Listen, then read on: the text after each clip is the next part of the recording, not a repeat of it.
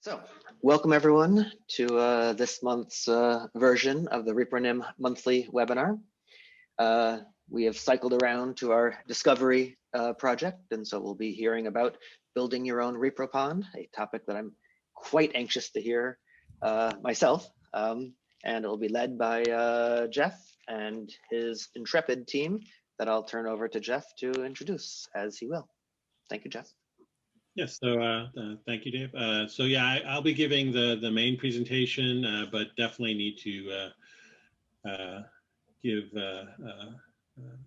Dave Keator and Al Crowley a shout out for the slides they produced and also the work that they've been doing, in being able to create your own ReproPond. So, at the end when we're asking questions, Dave and Al definitely can help with that. So why don't I get started? What I'm going to Is it only I who lost audio? No, I did too. Yeah, no, I hit my space bar. Yeah, no, I hit my space bar and Zoom muted. So, I'm going to give an overview of creating sort of a local representation of your neuroimaging data, which we're calling the ReproPond.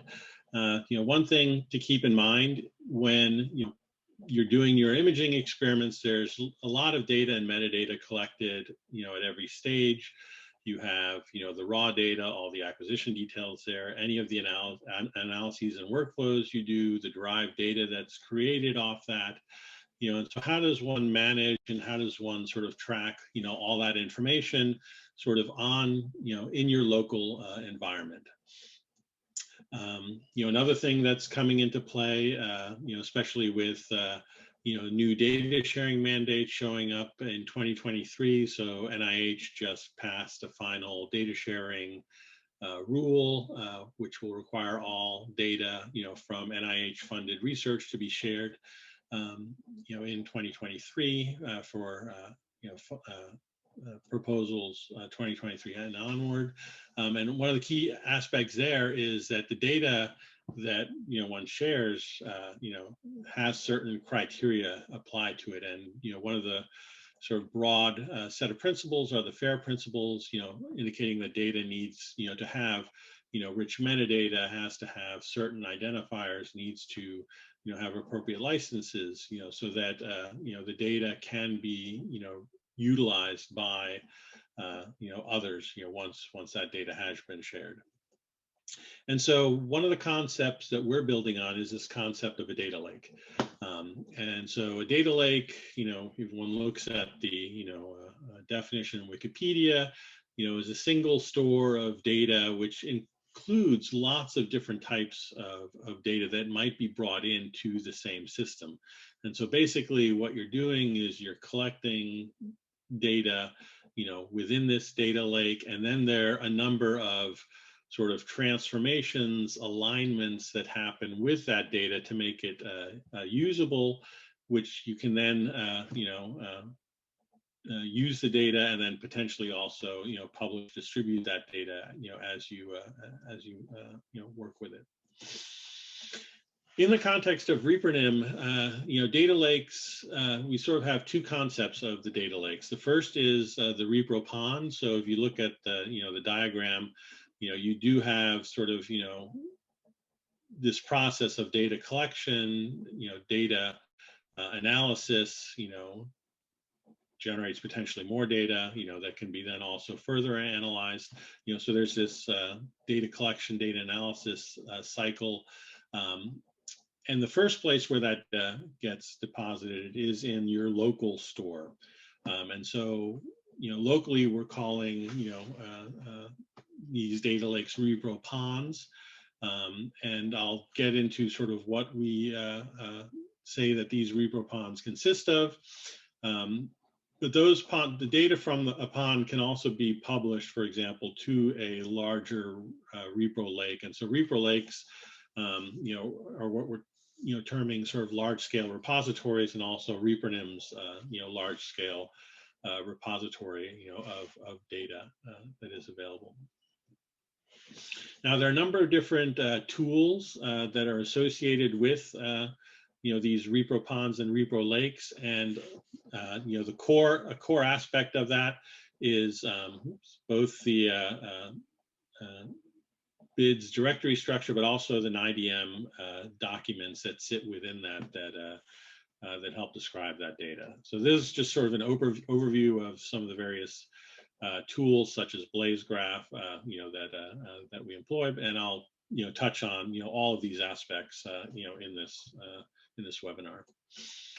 So the first question is, how does one stock your ReproPond? So the first thing to do is to actually get data in it, and really what we're talking about, there are going to be two phases to this, right? And so there are a lot of reasons why one wants structured data in your ReproPond. Especially with your imaging data, they can be complicated and can be organized in different ways. Even members in the same lab may have visions of how they might want to organize their data. So basically, if one doesn't have some standard structured rules to structure the data, it's going to be difficult to share that data within and across projects. And so the first part of what we're calling sort of the ReproBIDS format is BIDS. So I'm sure most of you are familiar with the brain imaging data structure, but basically this is the first organizing principle for the data to get it in a standardized sort of directory hierarchy with some standardized initial metadata. The second part to that then is the NIDM documents, so the neuroimaging data model, which is a set of specifications to outline, to sort of enrich various areas of the metadata descriptions from the experimental aspects of the data collected, to what was actually happening, how data was actually processed, all the way through representing, the statistical analyses, the derived data coming out of that. And so there are a number of specifications, being built, within IDM, and they're built on semantic web and PROV technologies. And again, I'll touch on these. And so basically what we have with BIDS and IDM is that we have two synergistic specifications. The BIDS provides a layout-based representation of the data, captures some a common metadata, whereas then the NIDM specifications on top of that add layout agnostic structured information about the data. They add richer metadata about the information that's there. And the other aspect of NIDM is that it provides rich query support, based on some of the semantic web tools that I will discuss later. So again, BIDS plus NIDM provides sort of this structured and rich metadata content that's needed, to provide information in your ReproPond. So for those not sort of familiar with RDF, just give a quick intro to that. So the resource description framework is World Wide Web Consortium specification that's really designed as a metadata data model. So it provides a lower level foundation for how one would describe metadata.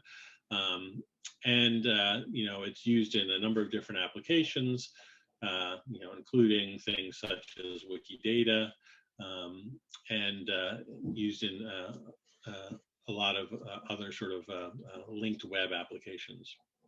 So in terms of RDF itself, it's based on description of resources. So each resource, so within your experimental setup, so subject, scanner, analysis software, whatever you're defining, is a resource that would have in this data model would have a unique identifier, and then these sort of resources are connected together through relations, attributes, features. And so that's sort of, you're taking these resources and describing them using a very simple graph model. So this is something that has been published in 1999 and has been, as I said, has been used in a number of applications. If you do want to look at specifications and other information, I have this slide in here just so that you know where to look. But basically, the RDF representation is very simple. It's based on the concept of a triple, where you have a subject, predicate, and object, and so your subject is your resource. You then have a predicate, which defines the relationship, or the annotation that you want to make about that subject, and then the object. So it's either another resource or some text or a number describing the subject. So in this case, we have a subject who had an acquisition, from a MRI. And if you look at how these things are specified, there is the expansion of any of these, what are called queries. These are these short identifiers where you have a prefix, colon, the identifier, and so that can then expand into these full URLs, which you can then actually use to find out more about that information. And so here's again basic information. It's this class relationship property, right? So that's how all information in the RDF documents is described by. And if one looks at, for example, an IDM experiment, here we have, that there, for example, there are projects, you have sessions that are part of a project. There's an acquisition activity that is part of a session. An acquisition activity, could use, for example, an MRI scanner, and, some sort of acquisition entity was generated by that activity. And so, by this acquisition entity, this would be, some of the data files that are described. So the data model, allows one, to model, complex types of experiments, and allows one to describe, all the attributes, associated with the experiment. And when you look at that in RDF itself, it it looks potentially confusing, but if one looks basically just at the acquisition object, for example, so this is the file that was collected, then you have all the information in terms of the DICOM information about the acquisition matrix, the echo time, flip angle, all this information in addition to the modalities, the contrast types, so you can fully describe in this case the data itself, but you can also describe subjects in similar ways. You can describe derived data, and when one looks at this turns into a larger graph, where you have the projects, the sessions. For each session where you have a subject, you also have demographic information, the image acquisition, you have the computational, then IDM results information. So as you start layering these triples on top of one another, you start building a much larger graph of all the information that you have in your project. So to move into sort of how does one, start generating, the ReproBids type information, in your pond, there are a number of places where one can start. So, ReproNim, also has tools, for example, to, basically take data, right as it's coming off, the scanner. You use, the ReproIn tools, to basically, convert, the DICOM data that you get off the scanner into, the structured bids representation. That's one way to get started, in terms of getting this first representation within bids. Another way is through PyNIDM. So, PyNIDM is a library for working with NIDM documents, and so you can look at the latest documents. But it's very simple to install. It's Python based, And then, the other part of the tool set, that we'll be talking about today is BlazeGraph. And so BlazeGraph is a system that is able to query these NIDM RDF documents in a much more efficient way. So instead of, querying across files on your file system, you can actually load them into BlazeGraph and get much better performance. So we'll be touching on all these aspects. And there are multiple ways to sort of run BlazeGraph. One is there's the Docker image. So if you're familiar with Docker, you can use the Docker image, or you can install directly and run it via Java. So again, these are all it's documented at the BlazeGraph GitHub repo. But those are sort of the three potential tools. I mean, you definitely will need PyNIDM and BlazeGraph, and then ReproNim is sort of optional if that's something that you'd like to use. So how does one move through this sort of creation of ReproBids with PyNIDM?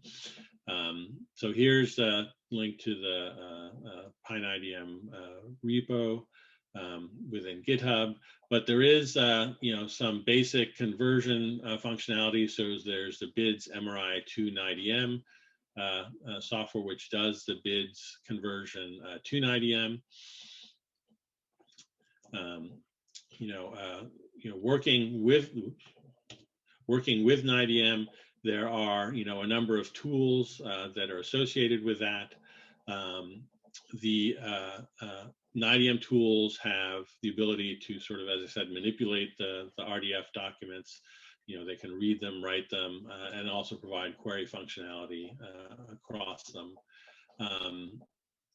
The documentation for PyNIDM is in read the doc. So that's where some of the core documentation is for some of the commands that we'll cover.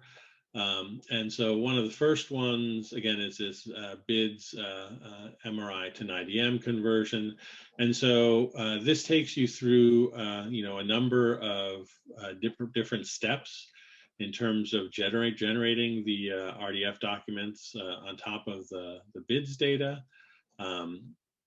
And one thing I wanted to point out is that there's another set of documentation. So these are the ReproNim how would one document do that. So how would ReproNim do that series? And there are a number of different volumes in this series. And one of the volumes which goes through a lot of the different annotation processes is the how would ReproNim manage local free surfer results.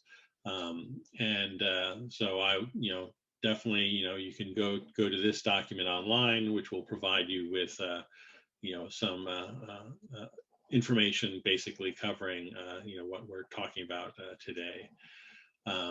And, the managed local free surfer results, again, there's very simple, it talks about generating encoded free surfer results. It talks about encoding subject demographics.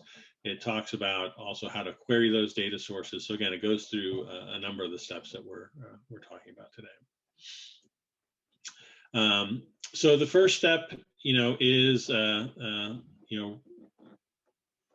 once you've done the sort of start of the bids to NIDM conversion, there are additional steps that one can take.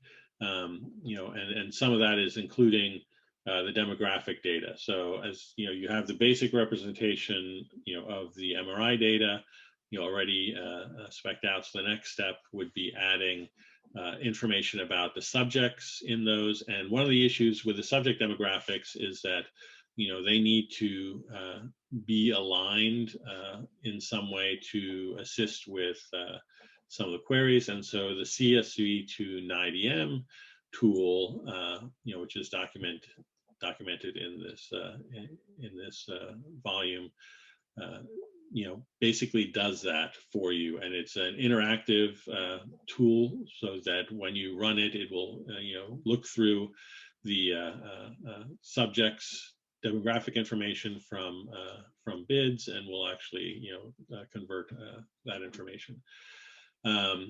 So again, this is the CSV to an IDM. Can take your data dictionary, even full data dictionary in a CSV file, and add that annotated data into the ReproPond itself.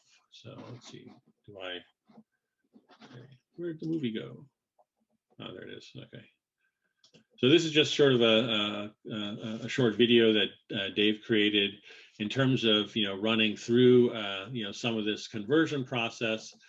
So where you're looking for, in this case, first gender, it pulls back a bunch of information, what might match, and then you type in,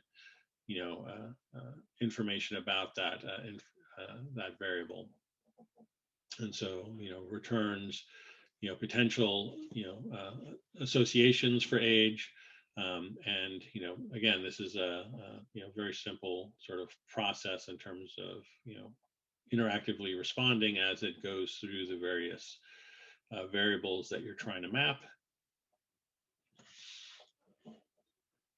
And so here, he's looking at verbal IQ.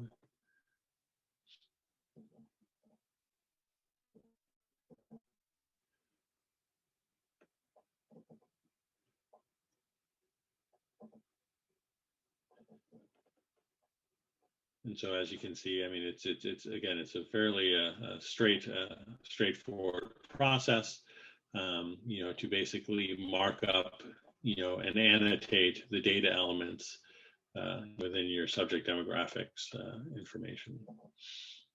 And oops, how do I get to the next slide here? Oh, there we go. So, when that process is complete, you basically then have, your data in, what we call this ReproBids format. There's an IDM document that sits at the top. So this is an IDM.ttl file. And so this has, a large number of information about, again, this contains all of the RDF data, for, the data, the subjects, that you've, now converted. And, if one looks at the participant JSON file that was, generated, then you start seeing, these additional pieces of information, in terms of what things are about. And so these are, for example, these relationships in RDF that we use to say that, gender is related to, the IDM term gender. So this links it back to terminologies and ontologies that help define, the information that is in your data. And once you've converted the subject information, so you have your data, you have your subjects, the next thing you might want to do is then look at, well, how does one represent then some of the resultant from analyses. And so here what we're showing is how one does that for free surfer results. So there's another Pine IDM tool, aseg stats to IDM, which is able to take the data from free surfer, convert that into additional statements, about anatomical structures that one then can tie back to the subjects and the data. And again, this is fully covered in the how would ReproNim do that in that document. And so again, there's the segstats JSON LD. So also have tools for FSL and ANTs. And basically, this is a way that you can then have sort of a full representation, of the project, within this local ReproPond. Oops, I don't think I need that. The IDM sort of environment for these annotation pulls in, a lot of different tools as we've gone through that. One of the other things that that we tie into, as I mentioned, the terms that get linked into these descriptions. So, for example, in terms of age or gender, these are driven by terminology. So there's a separate terminology system that we rely on the back end to assist the users with that. This whole process then is to generate this bids information with an IDM description documents, which is what is the data within the ReproPond that will be used. And so once you have data, there's a way to actually interact with that data. So the querying engine for RDF is called Sparkle. It's basically able to retrieve and manipulate the data from RDF documents, and it uses a sort of a graph-based query engine. And again, this is used in some very large-scale projects, including Wikidata, which is sort of the open knowledge base of data that sits behind Wikipedia, Wiktionary, and a whole bunch of other resources that you're probably aware of. And Sparkle is also a World Wide Web Consortium standard, which was became a standard in 2008, and there's a later revision of that. And so this is a language that is utilized by all the RDF querying tools. And basically, if you're familiar with regular SQL statements, I mean, it's very similar in the sense that in terms of the higher level constructs, not when you get into the actual sort of statements that describe what you're doing, but there's a top level where you're looking at how one wants to select information out of a set of documents. There are a number of other types of queries that one can do, but we're going to stick with some of the select statements. And basically what you're doing is you're selecting information from the documents. So for example, information on the software that was used, the laterality, for example, of a volumetric measurement, and the actual volume.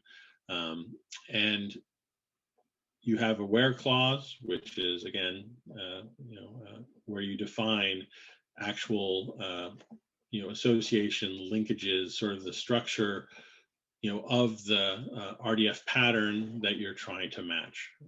I'm not going to get into any details, but basically, just like in a SQL statement, where you're trying to match a certain number of attributes, here you're trying to match a certain type of graph pattern, graph structure. Within an IDM, we actually make that a little easier for you, because PineIDM does have a number of querying options, where one can supply parameter-based queries and REST style type API queries that basically break the simpler queries into what is needed to query the documents themselves, and you can also pass in Sparkle if you are more advanced and want to do some more advanced queries. We'll also talk about sort of the Blaze Graph integration with this, and again, we're trying to develop this so that Blaze Graph will then basically assist with these queries through PineIDM, and so we'll in sort of the background start populating that Blaze Graph instance, and I'll talk about that in a second. In terms of the PineIDM parameter-based queries, there are a number of different queries that one can generate.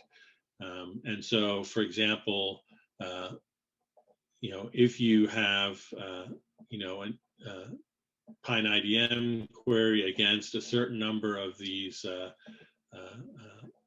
turtle files that are generated, you can pull out information, based on, this REST style formulation.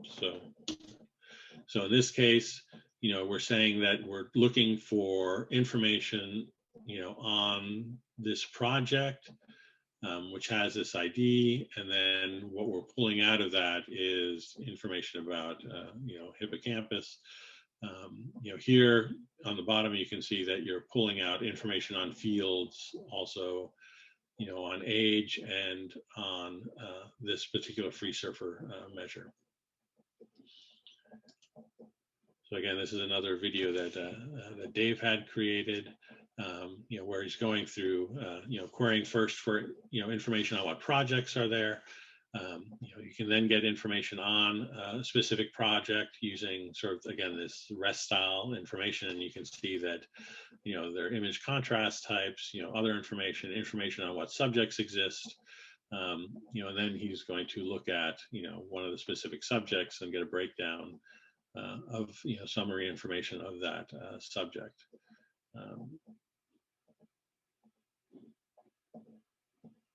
Oops, I think we lost the end of that video, but basically, gives you, the PyNIDM,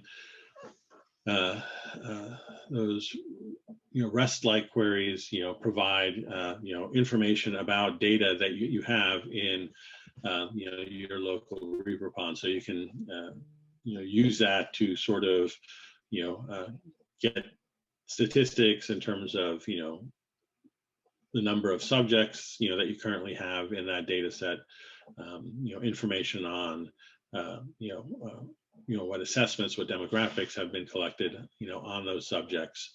And then, as you sort of, move forward, you can also then, get information on all the information about, all the hippocampus measurements, across all those subjects that you have there.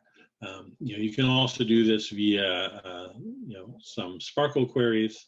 And so, for example, you can query, the documents, and basically add a Sparkle query, where one, looks for, again, the laterality and volume, and we're looking for, in this case, we're looking for, all the anatomical structures, that are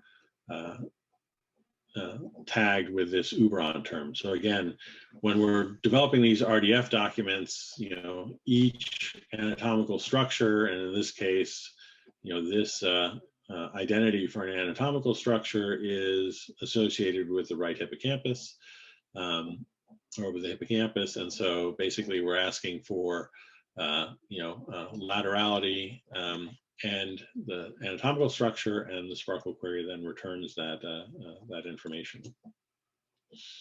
The, other queries you can do, again, is you can look for, and get information on all the T1 weighted MRI scans that exist, in the project. You can, use this information then to, potentially, gather, all the information about, specific data that one might want to then, push into an analysis of some sort. Now, when integrating PyNIDM and Blaze Graph, the way that we've configured this is that, you basically, install Blaze Graph as I described before, and you add this Blaze Graph parameter to your PyNIDM query, and then what it will do is that those PyNIDM or those NIDM documents will be automatically loaded into the Blaze Graph instance. And so, as you develop and use the tool, your Blaze Graph instance will continue to be populated with more and more of your data. And the query construct is again exactly the same as if you were specifying a normal query.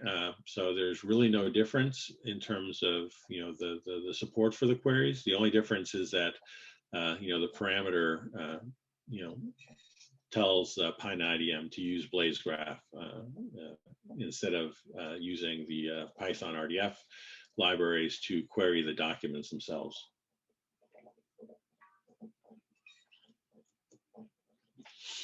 Just a quick note that the NIDM files that are loaded into Blaze Graph will be persistent. So they get loaded in Blaze Graph and they remain there. As you start building up your NIDM files in this system, other data, will also be searched as well in the Blaze Graph system. So in a sense, what you're doing, you can be aggregating information, about all the data that you're collecting, within your laboratory, for example, within this Blaze Graph instance. And then, if you ever at one point want to know, if you had, how many, subjects you have, within a certain age group, some other subject demographic, that might, some, new analysis that you're interested in doing, you can actually go back across a number of your older studies and try to pull out and see, what data that you may have that's available. So, PyNIDM and Blaze Graph in this way sort of allow you to sort of create a searchable interface across all your data in your ReproPond.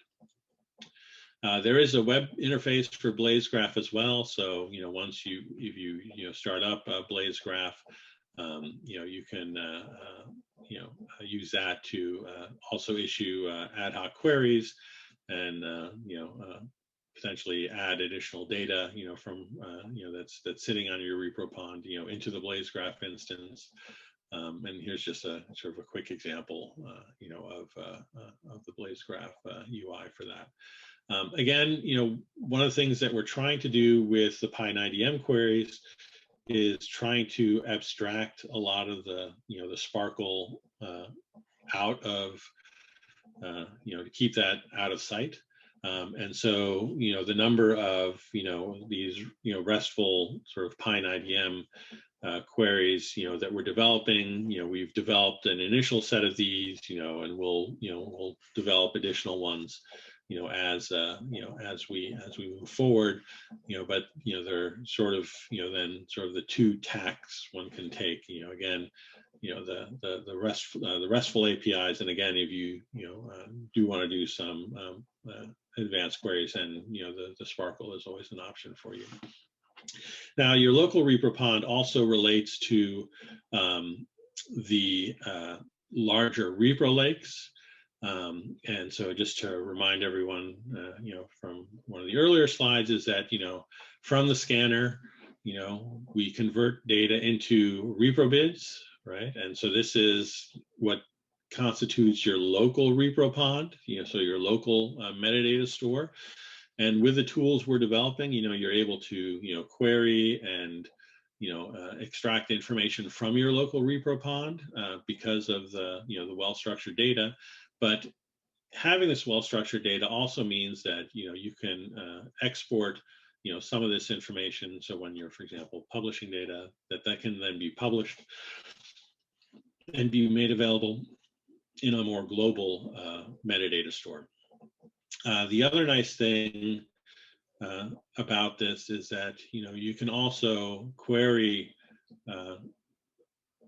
a global Repro lake and pull data into your ReproPond. So this is something that we envision will be a way for researchers to have both local data, but also be able to pull in information. For example, if you're looking for a very specific control group that might exist out in another large scale data set, that you could pull that in, and use that in addition to the data that you have locally.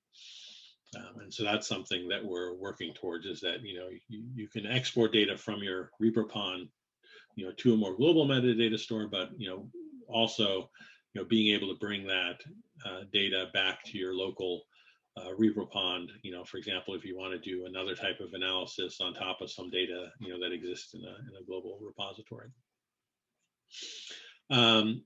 We do have, this Repro Lake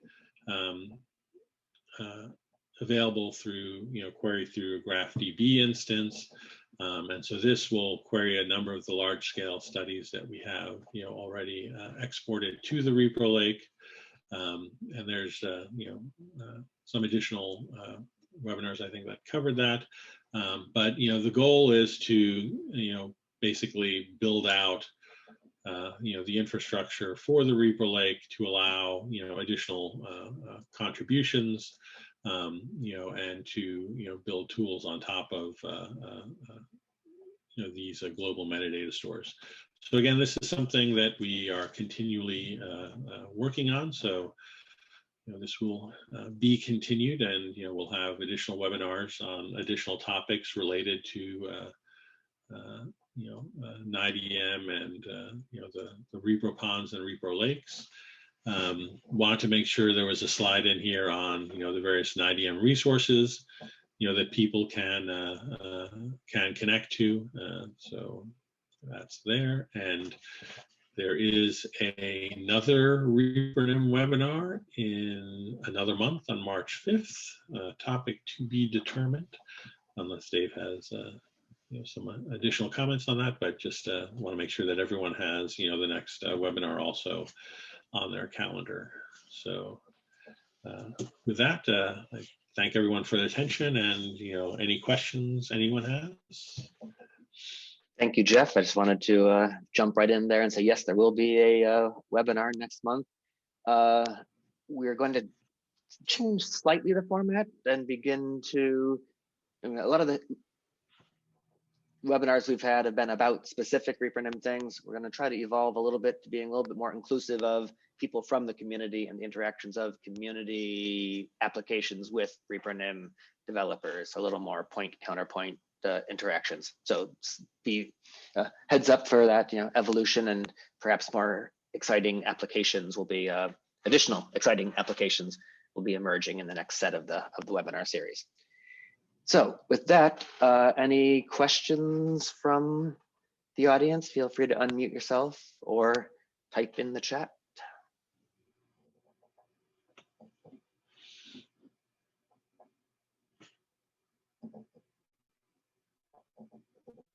I guess my question, just the sort of long-term question, is any thoughts or concerns about how this scales? I mean, it's one thing for a lab to do stuff, and if you were successful and everyone was doing this and everyone's dumping data into the Repro Lakes, I mean, that could be huge, amounts of content. Does yeah.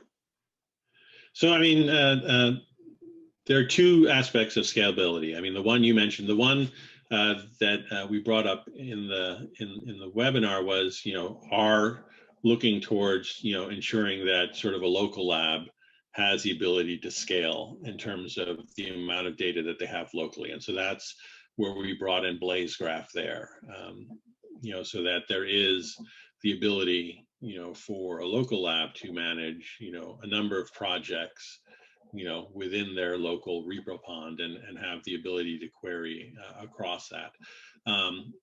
In terms of the global, Repro Lake and the amount of data that's there, again, the Repro Lake itself does not have, the imaging data. So that is still residing at the repositories, and, there are, webinars on tools such as DataLad and the like, which will, assist in bringing that data to your local environment.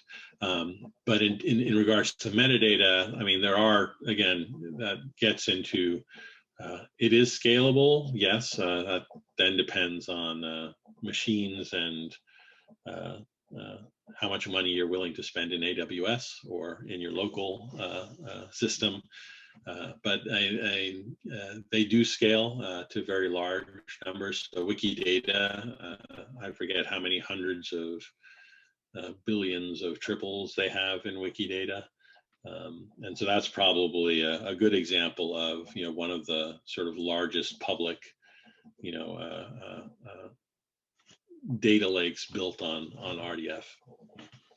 And I guess the associated question that just came to my mind is, we don't necessarily think of only one repro lake. I mean, ReproNim runs, a repro lake. In general, do we expect to be some number of those sort of public repro lake types of things, or does everything go through one? No, there can be multiple. So again, if repositories, for example, start adding, the IBM information and provide then sort of an endpoint to access that information, you can have sort of a distributed set of these metadata stores. And you can query across them as well, because they all then, are built on the same data model. And so there are ways to do sort of federated RDF Sparkle queries, across different repos. Okay, so I guess the analogy of that is, so right now, ReproNim's Repro Lake hosts a bunch of metadata that is related to analysis that happened on, say, OpenNeuro data.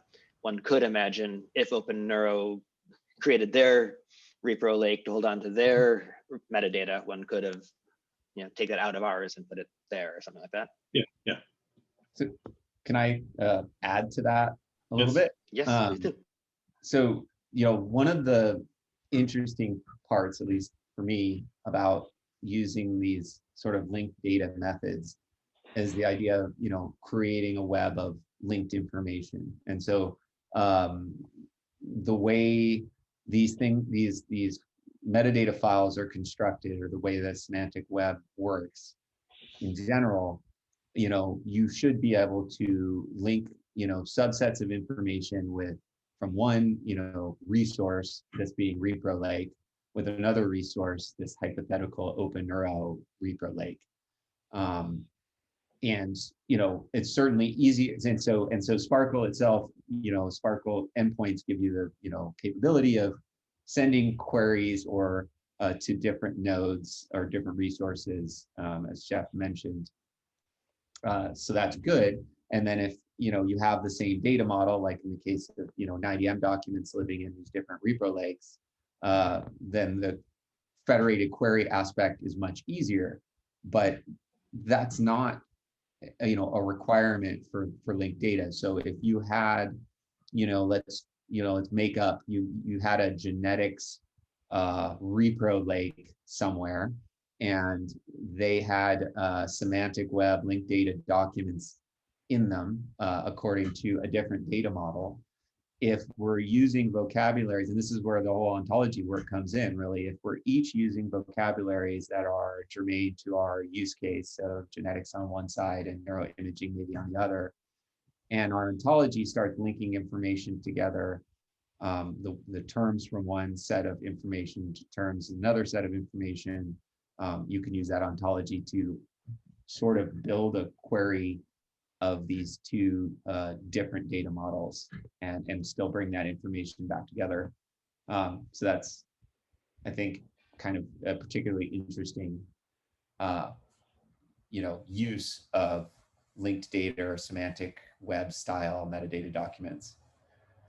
Without that, with each site or resource having its own relational database, people have historically done the same thing manually, where they take the database schemas of database 1 and database schema of database 2, Repro Lake being 1 or 2, and then they physically map the fields from the database tables, the relational database, from one database to another, or map both databases to a common relational database and then issue the queries there.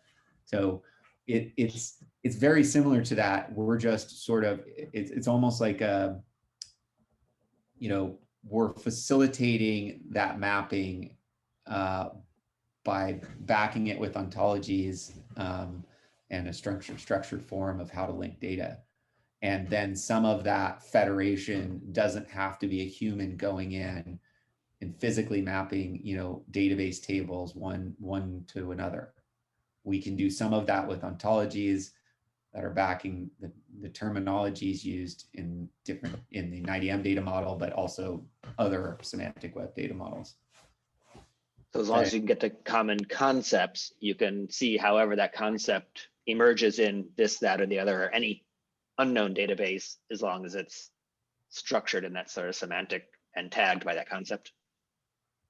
Yeah, I mean, we're tagging with concepts because we think that is an easier way of querying across data sets.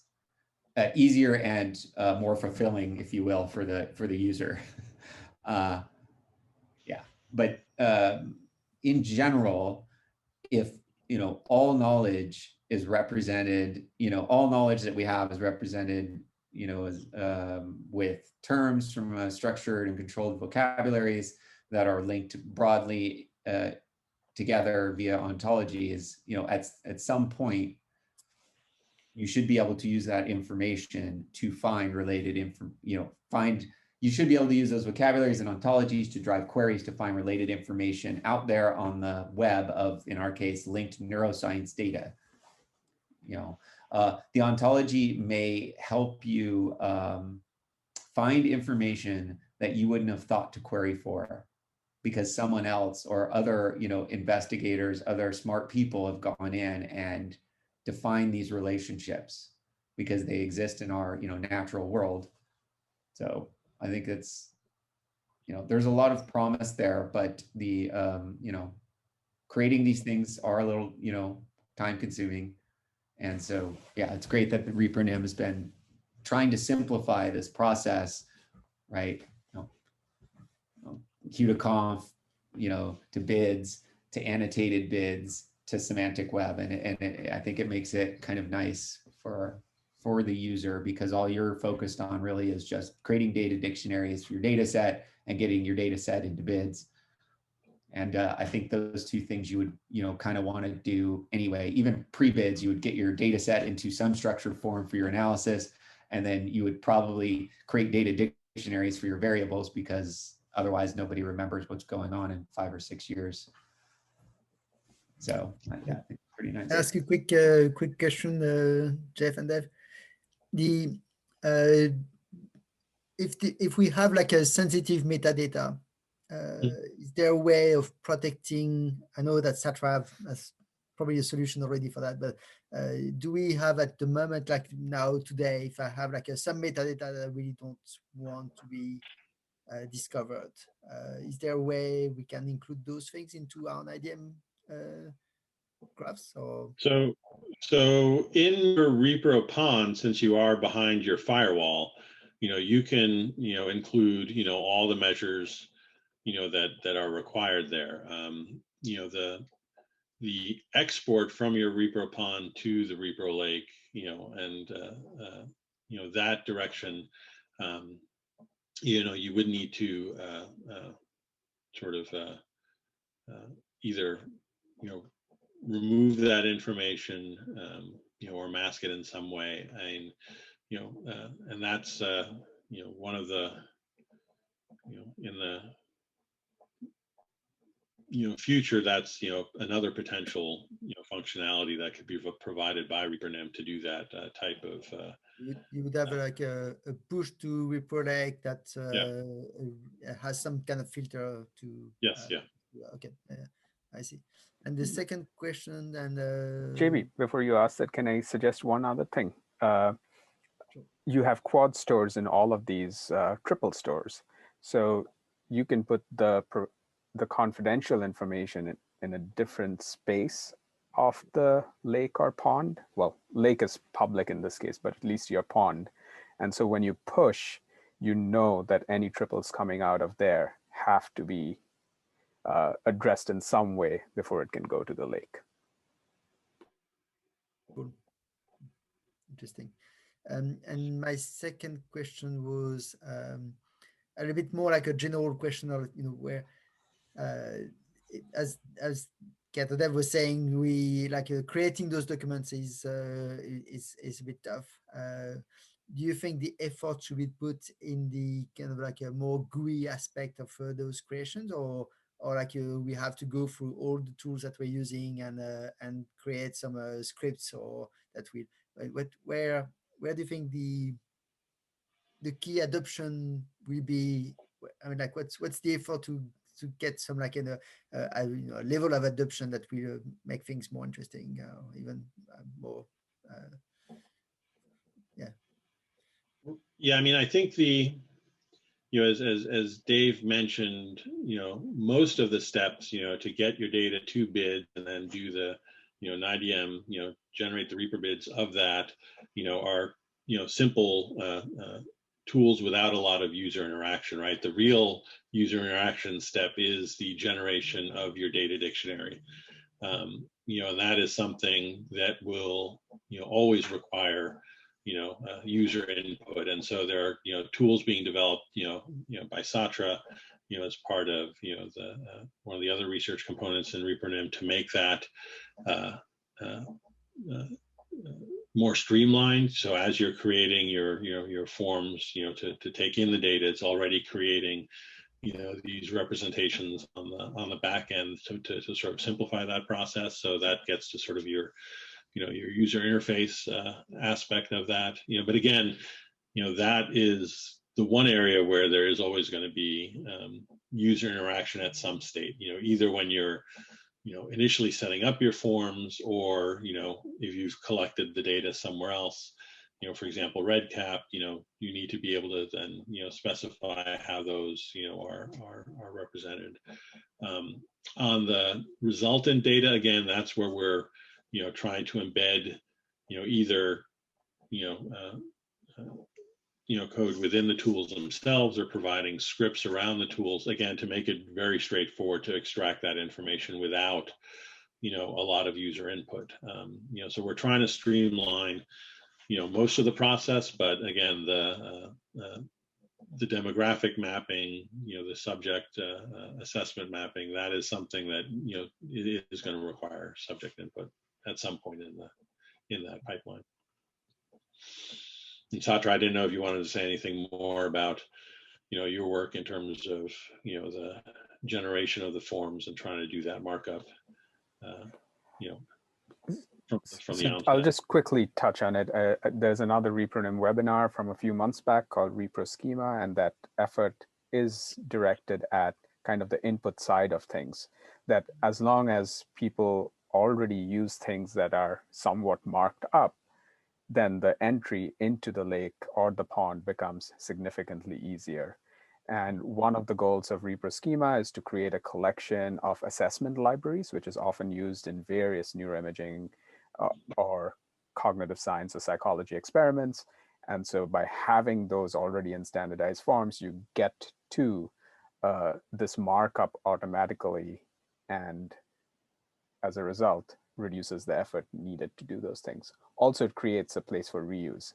And wherever we can reuse, whether it's through containers that generate this markup or through forms that already kind of correspond to such a markup, it reduces the effort needed by the general user. Okay, thank you. I'm mindful of our time having come to the end of our hour. I'd like to thank everyone for joining us. You can find this on the YouTube in the future, and feel free to contact us at ReproNim, Twitter, email, smoke signals, whatever makes you happy. And we will see you again next month. Thank you, everyone, and thanks particularly Jeff, Al, and Peter Dave.